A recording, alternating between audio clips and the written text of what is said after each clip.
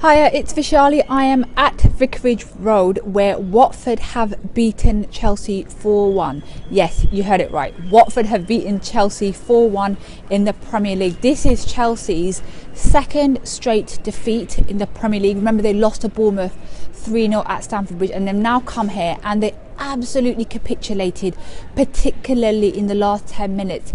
I think in terms of this performance, you really have to go back to Bakayoko sending off, which happened in just the 30th minute. He had one of his worst performances in a Chelsea shirt that I've seen from him. He gave the ball away a handful of times up until his first yellow card, which came in the 25th minute. He then picked up his second yellow card just 5 minutes later, and it put Chelsea on the back foot. They were down to 10 men. Watford up until that point had been absolutely superb defensively, really well organised, really positive in attack, and with that one-man advantage they completely took control of the match, and they were handed a massive breakthrough in the game when Courtois gave away a penalty.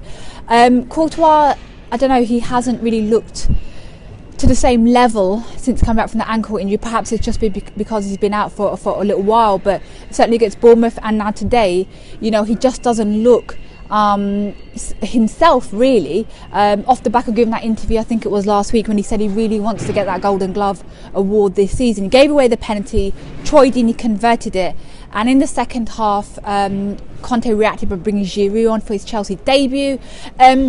And the good thing about bringing Giroud on, even though he couldn't affect the game, by bringing him on, Hazard went back to the left flank and he got the all-important equaliser. Well, it looked like it was going to be the all-important equaliser. I was like manically changing my match report because he equalised. He latched onto David Luiz's pass, scored a fantastic goal. And as I was writing, Chelsea have secured a point in my match report, Watford went and scored. They went and scored 2 goals in 4 minutes, thanks to Yama and Deulofeu, and Pereira then scored the 4th in the 91st minute. And from my point of view, what I could not believe, and I'm sure Conte couldn't believe it, was just how much space and time the Chelsea defence and midfield gave Deulofeu and Janmaat for their goals. It was incredible. I mean, here Chelsea were 1-1. They've salvaged a point. They could have walked away from a difficult game with a point. Instead, they go and let in 3 goals in a handful of minutes, and it was almost like they switched off. And I'm not really sure what happened. Now I'm going to go down and listen to what Antonio Conte has to say. As for Antonio Conte, well,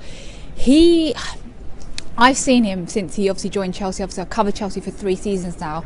He's always barking out orders. He's always giving instructions to his players, even when things are going wrong. You're now beginning to see he's not even doing that anymore. Today, he looks so resigned. Perhaps to the fact that this is turning into a bit of a disaster season from what it started for him.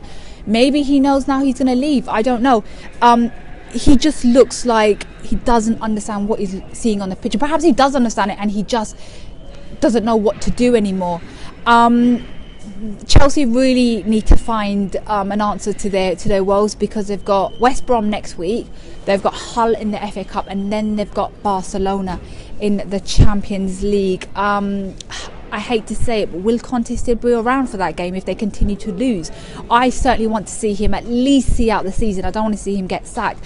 But this, Chelsea are just 1 point above Tottenham now in the Premier League standings. If they continue to lose, the pressure is going to continue to heap on Conte and Chelsea.